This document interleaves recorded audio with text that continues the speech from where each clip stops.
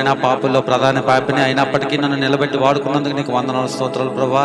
నా దేవ యేసయ్యా, ఇదిగో నేను చెప్పే మాటలు ప్రభా నైనా అయ్యా నా నోటంలో వచ్చినవి కాదు కానీ ప్రభా నైనా మీరే ప్రేరేపించి అయ్యా ముందుండి అయ్యా నా నోటి ద్వారా మీరు వారితో మాట్లాడమని అయ్యా మాలో మా బ్రతుకులు సరిచేసుకునే విధంగా మమ్మల్ని మార్చమని వెనకాల చెవులు గ్రహించే హృదయము ఆచరించే జీవితము మాకు దయచేయమని యేసుక్రీస్తు పరిశుద్ధ నామమున అడిగి వేడుకుంటున్నాం తండ్రి, ఆమేన్. ప్రియులారా, పరిశుద్ధ గ్రంథం అయినటువంటి బైబిల్లో పాడైపోయిన మనుష్యులు తన వైపు తిప్పుకోవడానికి దేవుడు ఎలా పోరాడుతున్నాడు అనేది క్లుప్తంగా నేను మీకు వివరించాలనుకుంటున్నాను. ఎందుకంటే దేవుడు ఒక ఆత్మ కొరకు ఆయన ఏం చేస్తూ ఉన్నాడు, ఒకవేళ ఒక ఆత్మ నశించిపోతే ఆయన ఎంత బాధపడుతున్నాడో ఈ ఉదయకాల సమయంలో చూద్దాం. ఎందుకంటే ఒకవేళ దేవుని గురించి మనం తెలుసుకొని అయ్యో నా గురించి దేవుడు ఇంతగా ఆరాట పడుతున్నాడా అని మనకు అనిపిస్తే మనము ఏదైనా తప్పు చేయాలనుకున్నా, ఏదైనా ఒకవేళ మన ఇష్టానుసారంగా జీవించాలనుకున్నా మనకేమనిపిస్తుంది అంటే అయ్యో నేను దేవునికి విరోధంగా పాపం చేస్తూ ఉన్నాను కదా, అయ్యో నేను దేవునికి విరోధంగా బ్రతుకుతూ ఉన్నాను కదని మనకు అనిపిస్తుంది ప్రియులారా. అయితే ఈ యొక్క పరిశుద్ధ గ్రంథమైన బైబిల్లో అత్యంత నీచమైన కార్యం చేసినటువంటి ఒక వ్యక్తి ఉన్నాడు. అయితే ఆ నీచమైన కార్యం చేసినటువంటి వ్యక్తిని దేవుడు ఆయనకి ఎంతగానో అంతులేని కార్యం చేశాడు, అభివృద్ధి పరిచాడు, ఆయన ఎంతగానో ఆశీర్వదించాడు. ఎందుకంటే ఆయన కృప కలిగిన దేవుడు ప్రియులారా. నీచమైన కార్యాలు చేసిన మనం ఎక్కడ, అత్యంత కృప కలిగిన దేవుడు ఎక్కడ అనేది మనము గ్రహించుకోవాలి. ఎందుకంటే ఒక్కటి మనం అర్థం చేసుకోవాలి. ఏమని అర్థం చేసుకోవాలంటే అయ్యా నా యొక్క బ్రతుకు నీచమైనది, అయ్యా నా యొక్క జీవితం నీచమైనది అని మనము ఆయన సన్నిధిలో ఆయన కాళ్ళు పట్టుకొని ఏడవటం ముందుగా మనము నేర్చుకోవాలి ప్రియులారా. ఎందుకంటే నేను దుఃఖము కలిగి జీవించానయ్యా, నీకు దుఃఖ పెడుతూ నేను బ్రతికానయ్యా అని మనము ప్రతి ఒక్కరము ఉదయకాల సమయంలో ప్రార్థన చేసుకోవాలి. అందుకే నేను అంటాను, ఎంతమంది ప్రార్థన చేసుకున్నారు, ఎంతమంది వాక్యం చదివారని. ఎందుకంటే ఈ వాక్యం ఎలాంటిదండి, రెండంచులు గల ఖడ్గము. ఒకవైపు మనల్ని నాశనం చేస్తుంది, ఒకవేళ మనలో ఉన్న అపవిత్రతను కూడా అది కడిగిస్తుందని బైబిల్ సెలవిస్తూ ఉంది. అయితే ప్రియులారా, ఇప్పుడు నేను చెప్పబోయే వ్యక్తి ఎవరు, ఆయన పాపుల్లో ప్రధాన పాపి, నీచమైన స్థితికి దిగజారినటువంటి వ్యక్తి. ఎందుకంటే దేవుని కృప ఎంతగానో పొందుకున్న వ్యక్తి, దేవుని యొక్క వాత్సల్యం ఆయన మీద ఎంతగానో ఉంది. ఆ వ్యక్తి ఎవరనేది మనం చూద్దాం. ఆ ప్రధాన పాపి ఎవరు, ఆయన చూపిన వాత్సల్య కార్యం ఏంటనేది ఒకసారి 2వ రాజుల గ్రంథము 21వ అధ్యాయము 1 నుంచి 3 వచనాలు చదువుకుందాం. 328వ పేజీ ప్రియులరా.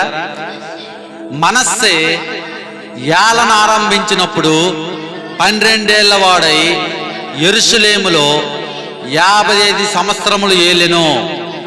అతని తల్లి పేరు హెప్సిబా. అతడు యెహోవా దృష్టికి చెడుతనము జరిగించుచు ఇశ్రాయేలీయుల ఎదుట నిలవకుండా యెహోవా వెళ్ళగొట్టిన జనములను చేసినట్లు హేయ క్రియలు చేయుచూ వచ్చెను. తన తండ్రి అయిన హిజ్కియా పడగొట్టిన ఉన్నత స్థలములను అతడు తిరిగి కట్టించి బయలుదేవతకు బలిపీఠములను కట్టించి ఇశ్రాయేలు రాజైన ఆహాబు చేసినట్లు దేవతాస్తంభములను చేయించి నక్షత్రములను మొక్కి వాటిని పూజించుచూ వచ్చిన. చాలు ప్రియులారా, ఇక్కడ పాత నిబంధన గ్రంథములో పాపుల్లో ప్రధానమైన పాపి అని నేను ఎందుకన్నానో మీకు చదివితే అర్థమవుతుంది ప్రియులారా. ఎందుకంటే ఎందరో పాపులు ఉన్నారు, వారిలో ప్రధాన పాపి ఎవరంటే మనస్సే గారు. ఎందుకు నేను చెప్తా ఉన్నానంటే ప్రియులారా, ఈయన ఇశ్రాయేలు దేశాన్ని ఎంతమంది రాజులు పరిపాలించారండి? సుమారు బైబిల్లో 42 నుంచి 44 మంది రాజులు ఇశ్రాయేల్ దేశాన్ని పరిపాలించారు. ఈ యొక్క 44 మంది రాజుల్లో ఎక్కువ సంవత్సరాలు పరిపాలించిన వ్యక్తి ఎవరు చెప్పండి? ఒకవేళ మనం అనుకోవచ్చు బైబిల్లో ఎక్కువ కాలం పరిపాలించిన రాజులు 3 ఉన్నారు. ఎవరండి? సౌలు రాజు గారు ఎన్ని సంవత్సరాలు పరిపాలించారు? 20 సంవత్సరాలు ఆయన పరిపాలించారు. ఆ తర్వాత దావీదు గారు ఉన్నారు. దావీదు ఎన్ని సంవత్సరాలు పరిపాలించాడు? ఆయన 40 సంవత్సరాలు దేశాన్ని పరిపాలించారు. ఆ తర్వాత సొలొమోను గారు ఉన్నారు. సొలొమోను గారు కూడా 40 సంవత్సరాలు దేశాన్ని పరిపాలించారు. అయితే ప్రపంచంలో ఏ వ్యక్తి అయినా ఒక 5 సంవత్సరాలు లేకపోతే 10 సంవత్సరాలు లేకపోతే 15 సంవత్సరాలు ఏకదాటిగా పరిపాలిస్తారు, తర్వాత ప్రజలే వాళ్ళని దించేస్తారు. కానీ ఈ యొక్క బైబిల్లో ఎక్కువ కాలం దేశాన్ని పరిపాలించింది, ఎక్కువ కాలం ఒకేసారి రాజుగా కొనసాగించింది ఎవరంటే ప్రియులరా, ఈ ప్రధాన పాపి అయిన హిజ్కియా, ఈ యొక్క మనష్షే గారు మాత్రమే. ఈ యొక్క మనష్షే గారు ఎన్ని సంవత్సరాలు పరిపాలించారండి? చెప్పండి, ఎవరైనా తెలిసిన వాళ్ళు ఉన్నారా బైబిల్లో? ఈ యొక్క మనస్సే 54 సంవత్సరాలు పరిపాలించాడు. తెలుసా మీకు?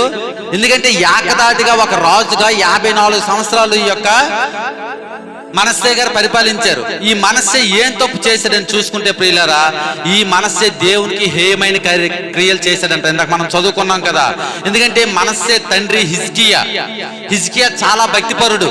ఆయన దేవుడంటే ఇష్టము కలిగి హిజ్కియా యెరూషలేములో ఉన్న దేవాలయాలను శుద్ధి చేసి ఆ దేవాలయంలో ఉన్న దీపస్తంభాలని ఆ యొక్క అన్య దేవతలకు తాలూకు మృక్కిన వాటిని అన్నింటినీ తొలగించేసి దేవునికి దినదినము ఆరాధన చేసేటట్లు చేసినటువంటి వాడు మొట్టమొదటి వ్యక్తి ఈ యొక్క హిజ్కియా గారు. అటువంటి భక్తిపరుడు. ఇశ్రాయేలు ప్రజలకి ప్రతిదినము దేవునికి నైవేద్యం పెట్టాలి, ప్రతిదినం దేవుని సన్నిధికి వెళ్ళి ప్రార్థన చేయాలి, ఆయన ఆరాధించాలి అని ఎవరు భూమి మీద మొదలు పెట్టారంటే ఈ యొక్క హిజ్కియా గారు. కానీ తన కుమారుడైన ఈ యొక్క మనస్సే ఏం చేశాడో తెలుసా? అదే దేవతా స్తంభాలను తొలగించి విగ్రహ దేవతలను తీసుకొని వచ్చి దేవుని మందిరంలో పొట్టి దేవుణ్ణి ఆరాధించకుండా ఆ బయలు దేవతలను కూడా ఆరాధించేటటువంటి చేసినటువంటి వాడు ఎవరంటే ఈ యొక్క మనస్సే ప్రియులారా. అందుకే అత్యంత నీచమైన వాడు. ఈ యొక్క హిజ్కియా కాలంలో దేవుని యొక్క ఆరాధన ఉన్నత శిఖరాలకు చేరిపోయింది. ఇశ్రాయేలు ప్రజలందరూ దేవుణ్ణి ఆరాధించడం మొదలు పెట్టారు. దేవుడంటే భక్తి కలిగి, దేవుడంటే ఇష్టం కలిగి, దేవుడంటే ఎలా జీవించాలో అలా జీవించేవారు ప్రియులారా ఈ యొక్క ఇశ్రాయేలీలు. అదే మనస్సే కాలానికి వచ్చేసరికి ఈ యొక్క దేవుడు ఎంతగా నీచంగా దిగజారిపోయారంటే దేవుని విడిచిపెట్టి వారి ఇష్టానుసారంగా వారు బ్రతకడం, దేవుని వదిలి వారి ఇష్టానుసారంగా వారు జీవించడం మొదలు పెట్టినటువంటి వారు ఈ యొక్క మనస్సే కాలంలో జరిగింది ప్రియులారా. అయితే ఈ యొక్క మనస్సే ఏం చేశాడంటే మనం ఇంకా చూసుకుంటే ప్రియులారా లోతుగా నేను మీకు వివరించాలనుకుంటున్నాను. ఈ యొక్క ఇశ్రాయేల్ దేశంలో మొట్టమొదటిసారి సూర్య చంద్రులను కూడా ఆరాధించేటటువంటి భక్తి ఈ యొక్క మనస్సే కాలం నుంచే వచ్చింది. అంతకుముందు ఎవరు చంద్రుల్ని సూర్యుడిని ఎవరు ఆరాధించేవారు కారు. ఈ రోజు అన్యులు ఆ యొక్క సూర్య చంద్రులకు నమస్కారం పెడుతున్నారంటే ఆ యొక్క భక్తి అనేది ఈ యొక్క మనస్సే కాలం నుంచే మొదలైంది. అంతేకాదు సోద చెప్పే వాళ్ళని, ఆ యొక్క జాతకాలు చెప్పేవారిని వారందరినీ పిలిపించుకొని దగ్గర చేయించింది కూడా ఈ మనస్సే. అంతకుముందు ఎవరు సోద చెప్పేవారు లేరు, అంతకుముందు ఎవరు ఈ యొక్క జాతకాలు చెప్పించుకునే వారు లేరు. అటువంటి పరిస్థితుల్లో ఈ యొక్క మనస్సే గారి ద్వారానే అది మొదలైంది ప్రియులారా. ఎందుకంటే శకునగాండ్రతో స్నేహం చేయటం, శకునగాండ్రని ఇంటికి పిలిచి వారికి డబ్బులు ఇచ్చి మా యొక్క జీవితం గురించి చెప్పు, మా యొక్క బ్రతుకు గురించి చెప్పు, మేము తర్వాత ఏమైపోతామో వచ్చి జాతకాలు కూడా చెప్పించడం మొదలు పెట్టేది ఈ మనస్సే నుంచే మొదలైంది ప్రియులారా. ఎందుకంటే మెట్టకు దేశం భయంకరమైన స్థితికి దిగజారిపోయింది మనస్సే కాలంలో. అందుకనే అతను అత్యంత నీచమైన వాడుగా నేను చెప్తా ఉన్నాను. ఎందుకంటే ఈ యొక్క మనస్సే గురించి చూసుకుంటే ఈ మనస్సే దేవుని యొక్క వరప్రసాదం ప్రియులారా. ఎందుకంటే ఈ మనస్సే గారు దేవుడిచ్చిన బహుమానం అతనికి. ఎందుకంటే దేవుని కృప వలన ఆయన జన్మించాడు. ఎలా జన్మించాడంటే ఈ యొక్క మనస్సే యొక్క తండ్రి హిజ్కియాకి సుమారు బైబిల్ పండితులు చెప్పినటువంటి మాట ఏంటంటే 20 సంవత్సరాల వయసులో వివాహం అయింది. ఆ యొక్క హిజ్కియా ఎన్ని సంవత్సరాలు బ్రతికాడండి? 54 సంవత్సరాలు బ్రతికాడు. 54 సంవత్సరాల్లో దేవుడు ఆయన గిఫ్ట్గా ఇచ్చిన సంవత్సరాలు ఎన్ని? 15 సంవత్సరాలు. ఎందుకంటే 15 సంవత్సరాలకు ముందు ఆయన చనిపోవలసిన వ్యక్తి. ఎందుకు చనిపోయాడంటే వీపు మీద ఒక పుండు పుట్టి అది క్యాన్సర్ గా మారిపోయి చనిపోతే అప్పుడు దేవుని సన్నిధిలో అతను ప్రార్థన చేసేటప్పటికి దేవుడు 15 సంవత్సరాల ఆయుష్ పొదిగించాడు. అంటే ఈ యొక్క మనస్సే ఈ యొక్క హిజ్కియా చనిపోయేటప్పటికి 12 సంవత్సరాలు. అంటే అర్థమేంటి? 54లో 12 తీస్తే ఎంత అంటే ప్రియులారా 42 సంవత్సరాలు. అంటే ఈ యొక్క హిజ్కియాకి ఆ యొక్క మరణకరమైన భయము క్యాన్సర్ వచ్చింది ఎప్పుడు? 15 సంవత్సరాల క్రితము. అంటే 39 సంవత్సరాల వయసులో. అంటే ఆయనకి పెళ్లి అయిపోయి సుమారు 17 సంవత్సరాల వయసు వరకు అతని సంతానం కలగలేదు. సంతానం కలగకుండా ఆమె యొక్క తల్లి అంటే ఈ యొక్క హిజ్కియా భార్య ఎవరంటే హెప్సిబా. అక్కడ చదువుకున్నాం కదా. హెప్సియా గొప్ప భక్తి పరురాలు. దేవుని సన్నిధికి వెళ్తూ దేవుని సన్నిధిలో ఎంతగానో ప్రార్థన చేస్తూ ఉండేది. దేవుడు అంటే ఇష్టం కలిగి, అయ్యా నేను సమాజంలోకి వెళ్ళేసరికి నా యొక్క నింద మోయలేకపోతున్నాను, అయ్యా నన్ను గొడ్రాలు అనేక మంది తిడతా ఉన్నారు, నాకు సంతానం కలుగు చేయని దేవుని సన్నిధిలో ప్రతిదినం నైవేద్యం అర్పించేటటువంటి వ్యక్తి హిజ్కియా. ఎంత భక్తిపరుడు! హిజ్కియా కంటే భక్తిపరురాలు ఎవరంటే ఈ యొక్క హెప్సిబా. అటువంటి వ్యక్తి ఏమైపోయిందో తెలిసి ప్రియులారా 17 సంవత్సరాలు దేవుడు కనికరించలేదు. ఎప్పుడైతే ఈ యొక్క హిజ్కియాకి మరణకరమైన రోగం సంభవించిందో అప్పుడు దేవుని సన్నిధిలో ప్రార్థన చేస్తే అప్పుడు పుట్టాడు ఈ యొక్క మనస్సే. అంటే ఆ తల్లి చెప్పి ఉంటది, అయ్యా నేను ఎన్నో నోములు మోసాను, ఎన్నో వ్రతాలు చేశాను, ఎంతగానో దేవుని సన్నిధిలో ఏడ్చాను, అంగలార్చాను, నాకు అప్పుడు నువ్వు కలిగించావని. ప్రియులారా, ఈ యొక్క భూమి మీద ఉన్న ప్రతి ఒక్క జీవి, ప్రతి ఒక్క మనిషి కూడా ఇదే వేదన. వివాహం అయిపోయింది, నాకు పిల్లలు పుట్టలేదే, వివాహం అయిపోయింది, నా యొక్క జీవితం బాగులేదే అని ఏడ్చిన వారు చాలా మంది ఉన్నారు. కానీ ఆ తర్వాత వివాహం కలిగిన తర్వాత, ఆ యొక్క కుమారులను దేవుడు అనుగ్రహించిన తర్వాత వాడు తప్పుడు మార్గంలోకి వెళ్ళిపోయేటప్పుడు ఆ యొక్క ఎందుకు ఈ మాట చెప్తా ఉన్నానంటే, వారిని సరైన మార్గంలో నడిపించవలసిన బాధ్యత ఎవరిదంటే తల్లిది, తండ్రిది. ప్రియులారా, ఎందుకంటే ఎంతో మంది, ఒకవేళ బైబిల్లో కూడా ఒక వ్యక్తి ఉంది, ఆమె ఏమైనా అంటా ఉందంటే ఆ మనస్సే తల్లి మాత్రమే కాదు. కానీ ప్రియులారా, ఈ స్థలంలో కూర్చున్న మన అందరము ఆలోచించాలి. ఏమని ఆలోచించాలంటే, ఆ యొక్క బైబిల్లో లెమూయేలు అనే ఒక వ్యక్తి ఉంది ప్రియులారా. ఆమె కుమారుడికి ఆమె చెప్తా ఉంది, ఏమని చెప్తా ఉంది తెలుసా? అయ్యా, నేను ఎన్నో బాధలు పడి నిన్ను కన్నాను, ఎన్నో బాధలు పడి నిన్ను పెంచాను, నాకు దేవుడు అనుగా. ఒకసారి మార్చుద్దాం. సామెతల గ్రంథము 31వ అధ్యాయము 1 నుంచి 3 వరకు చదువుతాను, చాలా జాగ్రత్తగా వినండి ప్రియులారా. సామెతల గ్రంథము 31వ అధ్యాయము 1 నుంచి 3 వరకు చూడండి. రాజైన లెమూయేలు మాటలు, అతని తల్లి అతనికి ఉపదేశించిన దేవోక్తి. అతని తల్లి అతనికి బుద్ధులు చెప్తా ఉంది. ఎవరికి చెప్తా ఉంది? ఈ లెమూయేలు తల్లి తన కుమారునికి బుద్ధులు చెప్తా ఉంది. ఏమని చెప్తా ఉంది? నా కుమారుడా నేనేమందును, నేను కన్న నా కుమారుడా నేనేమందును, నా మ్రొక్కుబొడ్లు మ్రొక్కి కనిన కుమారుడా నేనేమందును, నీ బలములను స్త్రీలకు ఇయ్యకము, రాజులను నశింపజేయి స్త్రీలతో సహవాసం చేయకము, ద్రాక్షారసం త్రాగుట రాజులకు తగదు, లెమూయేలు అది రాజులకు తగదు, మద్యపానాక్తి అంటే చెప్తా ఉంది అన్ని. నువ్వు మద్యపానానికి వెళ్ళిపోకు, ఇదిగో ఈ యొక్క అక్రమ మార్గం గుండా నడవకు, ఈ యొక్క భక్తి మార్గం గుండా నువ్వు నడువని ప్రతి ఒక్క విషయము తన కుమారునికి చెప్తా ఉంది ప్రియులారా. ఎందుకు ఈ మాట ఈ యొక్క బైబిల్లో ఉందంటే ప్రియులారా, ఇక్కడ కూర్చున్న ప్రతి ఒక్క తల్లి తండ్రి తన కుమారులకు చెప్పాలి, అయ్యో ఈ మార్గం గుండా నువ్వు వెళ్ళిపోతున్నావేమో, అయ్యా ఇది మనకు తగదు. దేవుడు ఎన్నో నోములు మోసేటప్పుడు, ఎన్నో బాధలు పడినప్పుడు నీవు నాకు అనుగ్రహించాడు కదా, అటువంటిది నువ్వు తావ తప్పిపోతే ఈ యొక్క లోకంలో మనము అవమాన పడతాము కదా, అవమాన జీవితం జీవిస్తాము కదని ప్రతి ఒక్కరు మన కుమారులకి మన కుమార్తెలకి చెప్పాలి ప్రియులారా. ఇక్కడ వాక్యం బోధించే నేనైనా సరే, వాక్యం చెప్పే దైవజనుడైనా సరే, కింద కూర్చొని మీరు అందరూ గ్రహించుకోవాల్సిన విషయం ఏంటంటే, మన పిల్లలకి దేవుని వాక్యాన్ని మనము బోధించడం నేర్పించుకోవాలి. ఎందుకంటే బైబిల్ సెలవిస్తా ఉంది, గర్భఫలము యెహోవా ఇచ్చి బహుమానం అంట. ఎందుకంటే ప్రియులారా, మనుషులు తమ తెలివితేటల వల్ల ఎన్నో సంపాదించుకోవచ్చు, కానీ గర్భఫలం అనేది దేవుడు ఒక వ్యక్తికి ఇస్తేనే అది కలుగుతుంది.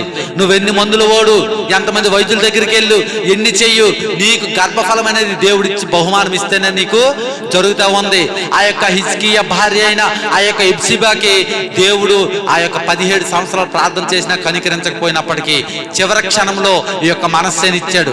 తన తల్లిని బుద్ధులు చెప్పుంటుందో అయినప్పటికీ ఆ యొక్క మనస్సు ఏం చేశాడండి? అన్య దేవతలను తీసుకొని వచ్చి ఆ యొక్క దేవుని యొక్క మందిరాలను పాడు చేశాడు ప్రియులారా. కనుక అతని జీవితం నాశనకరమైన స్థితికి వెళ్ళిపోయింది, దేశం మొత్తం. ప్రియులారా, ఈ ఉదయకాల సమయంలో మనం తెలుసుకోవాల్సింది ఏంటంటే, ఎందుకంటే ఒక వ్యక్తి జన్మించాలంటే ఒక సైంటిస్ట్ మీ అందరికీ తెలిసి ఉంటుంది, పిడి సుందర్రావు గారు. ఆయన గొప్ప దైవజనుడు. ఆయన సైన్స్ ని ఈ యొక్క బైబిల్ ని కలిపి చెప్తాడు.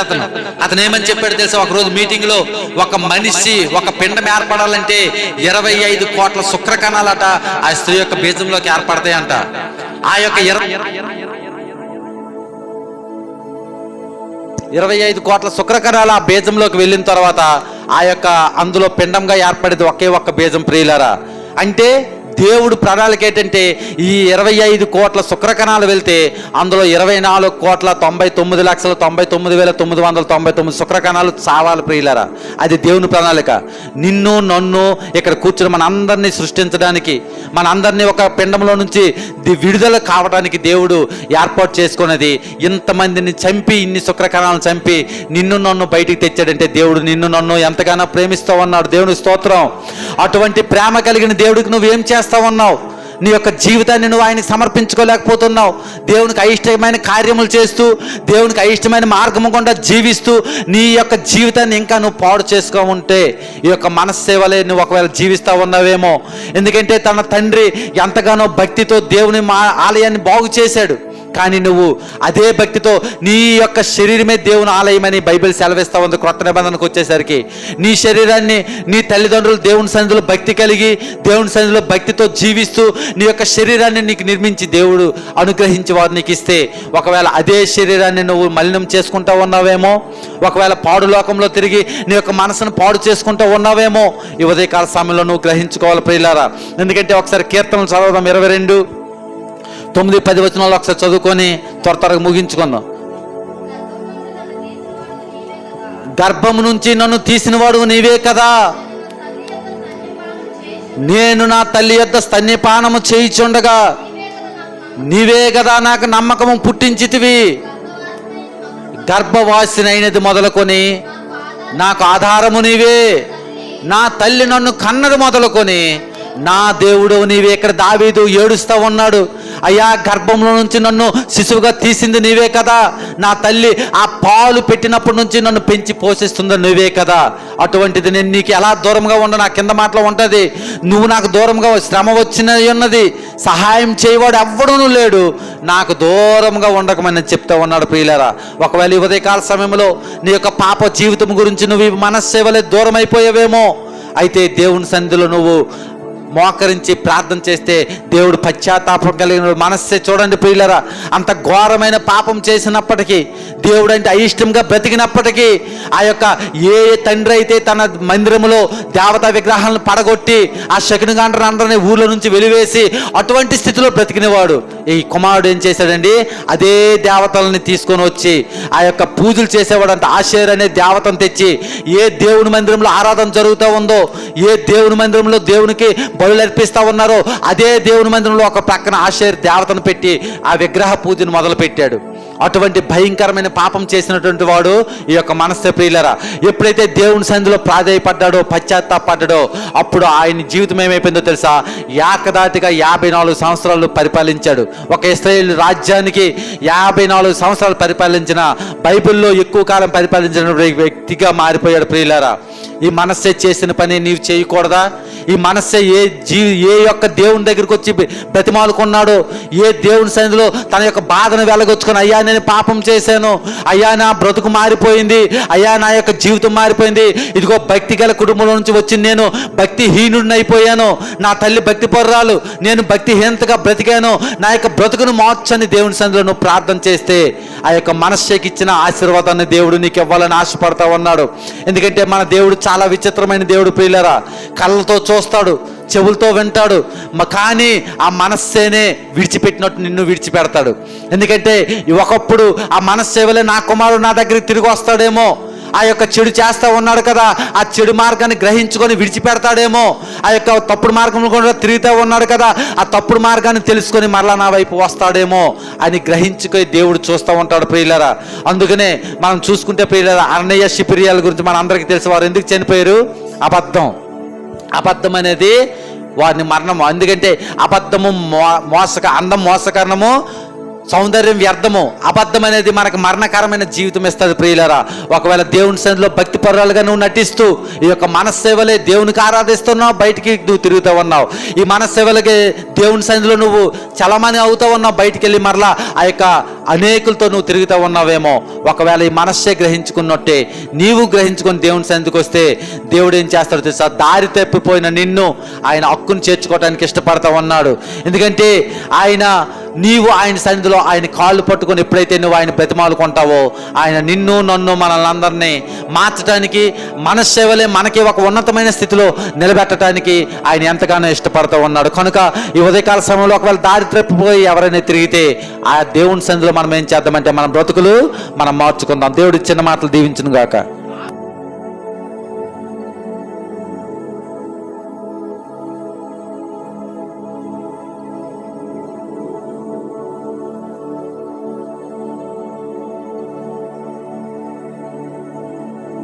అలాగే మనస్సు జీవితం అంతా మరి నాగేంద్ర మీకు తెలియజేసిన కొన్ని విషయాలు.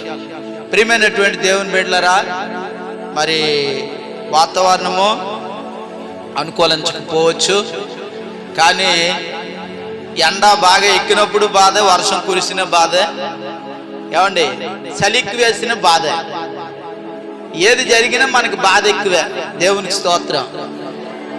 ఏమండి, ఎండ ఎక్కిన బాధ, వర్షం కురిసిన బాధ, చలికి వేసిన బాధ, దేనికి భరించలేము, దేన్ని సహించలేము.